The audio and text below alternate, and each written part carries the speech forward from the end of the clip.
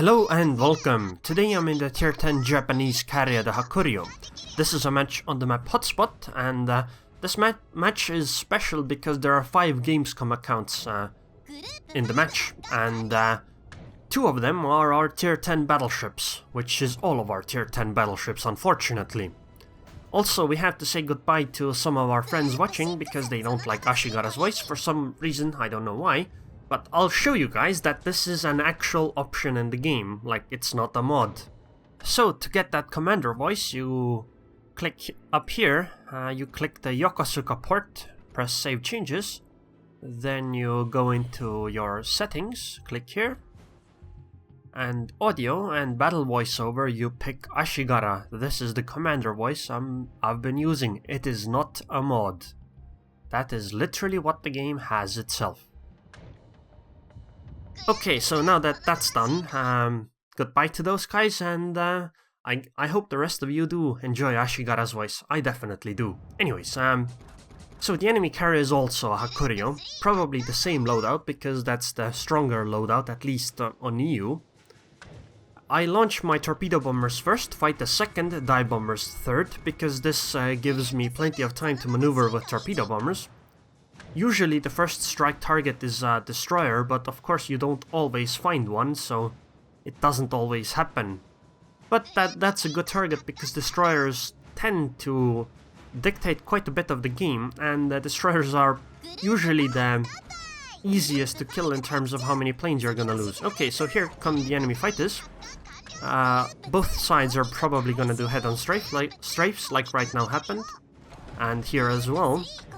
I want to do a second strafe, but unfortunately my strafe click was a bit too close and the enemy seems to want to just click on fighters.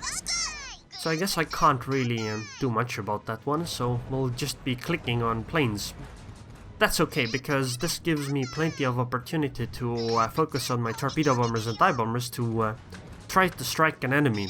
My thought here is to strike the Gamescom Tirpitz, because that one is going to be a very easy target, right? But then I kinda change my mind, because I think that, hey, that guy might just never have played World of Warships before. Do I really want to end his game, like, instantly? Probably not. So I'm thinking of switching to the Izuma instead. Which, you know, I'm doing right now. Although I'll be running into both of their anti-air, but I am tier 10, so it should be okay. I do a bit of a fail drop on this Izuma. I should angle the drop better and lead a little more. That would have made the drop more successful. Actually, sorry, lead a bit less, but angle more, so that the torps would be coming a bit from behind. But anyways, the Izuma got the flooding going, so it shouldn't be much of a big deal. He seems to have used his damage control party, so I'm gonna do a follow-up with dive bombers and try to set him on fire. My fighters will reload in a moment, so I should recycle them or start them to take off so that I can have them up in a moment. And okay, at least I got 2 fires. That's good enough. Usually what you would really want to do is you would want to stagger your dive bombers out a bit so that you would cover more of the ship, so that you could start more fires, but I guess, I mean, it's not that big of a deal. Okay, actually it is a big of a deal, but few people do this often, so it's not as expected. So my fighters have reloaded. I don't want to launch my torpedo bomber before my other 2 torpedo bombers have landed. At least that's the optimal plan. Of course I'll often do this anyway, but that would be the optimal plan. So I'm gonna go look for the enemy fighters. Also, I'm gonna start moving my ship away because there's 3 ships coming from the eastern side. Luckily we have a cap zone, and we are slowly capping A. They are capping C. I imagine it's a DD, but they've already lost the gearing, so it's actually pretty good. And often when you kill enemy DDs too early, the games tend to be very short. At least that's the complaints I hear from a few other carrier players. And I mean, I definitely agree with it, but I definitely kinda want to be able to kill them. Usually I'm not good enough to do so consistently. Whereas some others are. Anyways, I'm essentially just waiting around for his fighters to come around. I don't want to fight on his side of the map with my fighters, but I want my fighters to be able to react to theirs. Right now would actually be a very good time for me to do it, because, you know, I'm free. But I think that if I go looking for enemies with my fighters, I think the problem will be that I will find them at the time when my torpedo bombers are in position to attack someone, and that will just be, you know... Then I will need to split my attention and I won't be able to do neither of them well enough. So right now I'm thinking of going to strike that solo battleship at sea. Also see enemy planes are coming now that my torpedo bombers are in position to start to strike. It happens like every time. It's really annoying, and there is a good question of how should you split your attention, or should you split your attention at all? Or maybe you should just like pull your fighters back and like right now I'm doing, and just do the strike on the enemy. Okay, so it's a Montana. The Montana is a pretty difficult target to strike. They tend to have a lot of anti-air. So I'm gonna send one fighter in, or maybe even both, to try to kill the... Sorry, I think that's the Hipper's plane even. So I want to kill that one and then go do a strike on the Montana. He is actually in a position that's... Okay, there's the Montana's plane as well, gotta kill that one. It's actually pretty... It's actually a very good position right now to strike the Montana. There aren't many islands around, so the Montana's options are pretty limited. Like, he can't arbitrarily keep sailing. Like, he has to keep turning away right now, because if he doesn't, he's gonna run aground. And that one is an even bigger threat than the planes, potentially. Not currently, but, you know, he doesn't know exactly where all of our ships are. This drop was pretty good, actually. Considering many of my planes got shot down, I still hit 9 torps. I think I missed like 1 or 2 at most. Oh, I think it's only 1 even. So that was a very successful drop. And he most likely is gonna repair immediately. Or otherwise he just risks flooding out, and that's never a good thing to do. I needed to wait a little bit because US battleships damage control party lasts for 20 seconds, but now I should be able to do a drop. So this time I want to select one squadron to drop a little bit behind, so that I can spread the fires out more, and well, this time I got 3 fires, and he doesn't have Damacon, so that Montana is definitely going to expire to that.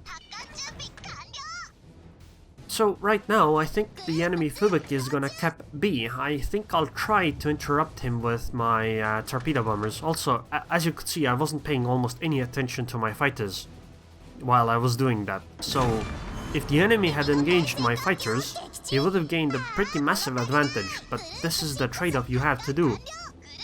I think that even if you were the fastest and best carrier player in the world, you wouldn't be able to really do all of that, because the UI simply isn't fast enough to continuously swap back and forth between positions and give orders.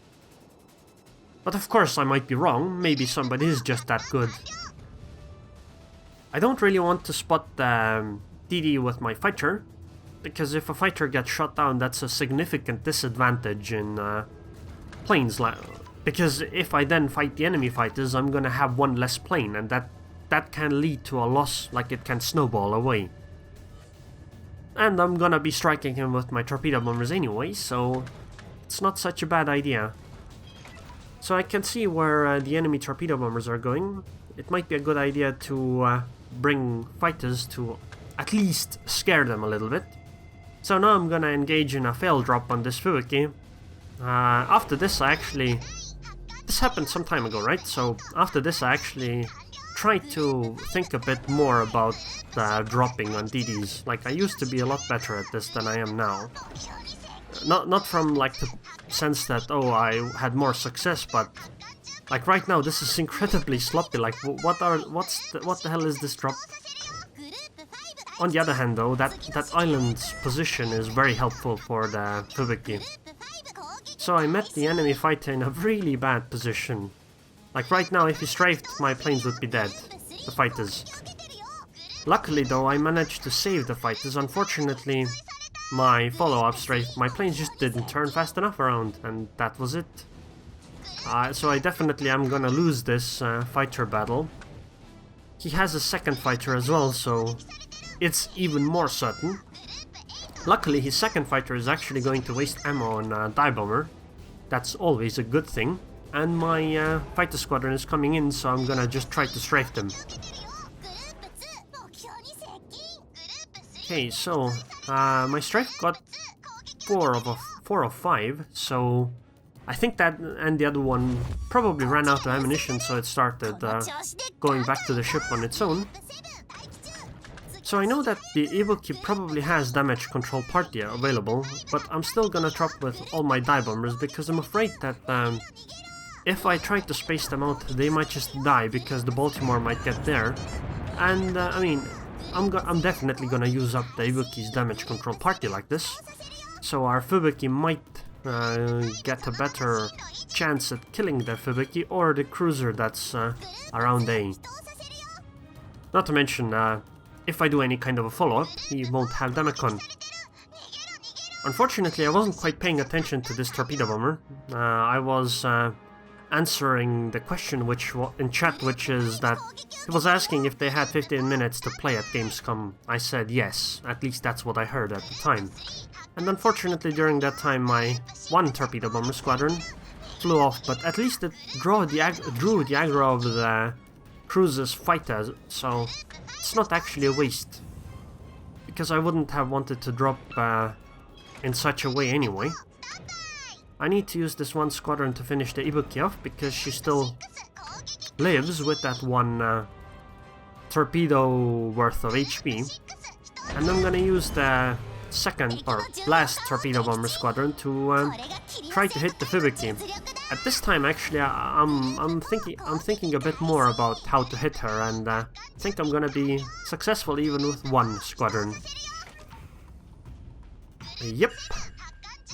It was pretty close though. I almost hit 2 as well, so it could have been even better, but I think 1 is good enough. So I'm gonna turn my ship around, because I'm not really that afraid of Fubuki if I know that she's coming, because I can keep planes above her. Well, I will do that from now on. And that means I will know definitely where torpedoes are, so I can definitely dodge them unless she waits until she is very close range, and maybe my secondaries will be able to get a nice close quarters expert. It's not that often that it happens, but every time it happens it's nice. I actually had that happen a few days ago in my Shokaku, but that was a Mitsuki, so a lot less dangerous. So enemy fighters are around. I think I'll try to strafe them. But of course it might not work out, because if he just commands them to go away, then the strafe would miss. That's something I really dislike about strafe. Like, if you give a slight order, even from the time that the strafe was locked in, you can still dodge them at times. So let's try to do a better drop on this Fubuki this time, because the Fubuki is one of the easier destroyers to drop. So actually missing it is a bit of an embarrassment, but it's not such a big deal. She had an island, and obviously I definitely need some improvement. So the Fubuki essentially is dead already. I don't think I actually need this second salvo, so that's why I'm gonna call it off.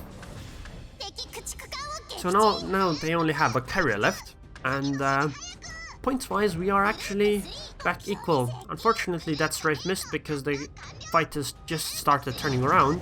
That means my fighter is leaving, and now I'm just gonna go look for the enemy carrier. He's probably in a straight line exactly where my carrier is pointed at, because that's where the plane seemed to be going. Also, he did an amazing strafe there. Like, right now, I did not actually... Like, when I say that it's an incredible strafe, and now that I wish I could turn around like that. Like, I really do think that. I have trouble doing those kinds of strafes. So, and I mean, Reite is a really good example of somebody that pulls them off really well. And I really wish I could do them as well. But alas, I don't have enough practice. Anyways, because I know where his dive bombers are, I pretty much know where the hell his ship is. I mean, even if he pulls his dive bombers away, that's just kind of a waste of time. I'm gonna find the Hakuryu anyway. So, I know he's gonna use defensive fire, but that doesn't really, you know, keep you completely safe against an enemy carrier. I might not be able to kill him, but I'll definitely do serious damage. Okay, so it's 2 torpedo bomber squadrons. Let's see how many drop. 5 got a drop off. Or, well, are getting one off. So I got 5 to drop. And I hit 3 of them, even through defensive fire. So I mean, you can imagine... That means I would have hit 2 torpedo bombers, or, you know, half the squadron of torpedo bombers. And now I'm gonna do a dive bomber follow-up, because that caused the flooding, I think. I was afraid that his fighter was gonna strafe, but apparently not. Apparently it just ran out of ammunition quickly. So the dive bombers, the drop circle size is the same even if you do an automatic drop, so I just do that one. I hit 2 bombs but no fires. I guess that's a bit unlucky, but getting 2 hits is good enough. So now I'm gonna keep my dive bombers around while I do my last torpedo bomber squadron drop. Because if he has one of the dive bombers selected actually for targeting, torpedo bombers wouldn't be focused with AA, and that would be a good thing. So I got 1 torpedo, but unfortunately that didn't give me a flooding. Now I know that these torpedo bombers of the enemy are going to land, so I know exactly where I need to strafe. So essentially I'm just helping them land more quickly, right? That's how it works. If your planes get shot down, you land, right? And oh, I only got 1 squadron, and the other 2 were left with 1 plane. That's a bit weird. 1 squadron just got hit by a strafe straight in the face and didn't lose a single plane. I mean, AA is RNG though, and I don't think I'll be able to get another strike, because this Hakuryu is just gonna expire to these shells by the Shimakaze. Or maybe something else. Okay, I think it's the Shimakaze. 300 HP, and goodbye. PS, the enemy carrier is mad, so that's always a bonus. And it was a pretty good game, despite the fact that there were 5 Gamescom accounts. Maybe that actually made it better. Maybe that's why it lasted so long, because both teams would lose some ships, and it wouldn't be like a super quick game. Because I noticed that the Gamescom accounts were very likely to just rush in, but this was a very good game for Strike Hakuryu. 2,496 base experience, 213,000 damage. So overall, it's an excellent game, and something you really would want to get more or less in carriers, especially the experience part. As you can see, I wasn't actually that far off from like a Witherer, but most of the damage was done by pure Torpedo Alpha. And, well, I guess I hit the Montana really hard and the Izumo. Most of the other things is just peanuts compared to those 2. And I made 400,000 credits profit this match. So yeah, it was a pretty good one, and it was interesting to see 5 Gamescom accounts in one match. By the way, if you didn't notice, one of the Gamescom accounts actually got a kill. Unfortunately, he killed another Gamescom account, so it wasn't that helpful. But, I mean, a kill's a kill. And I hope those guys actually end up playing the game. Also, notice the enemy Hakuryu shot down more planes, but it mostly was because, you know, I attacked him, so his anti-air killed a whole bunch of them. Although he might have been slightly more successful in strafes. Actually, I think he was. But anyways, I hope you guys enjoyed this video, and sorry for those guys that don't like Ashigara's voice. Anyways, I would like to thank the patrons on Patreon now, and let's go with Daniel Paquin today. Thank you very much for your continued support, and I hope I see you guys next time.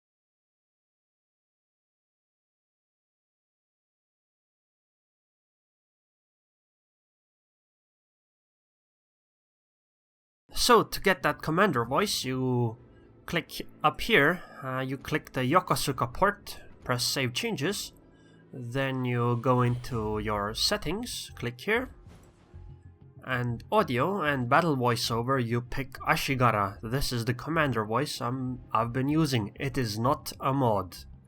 That is literally what the game has itself.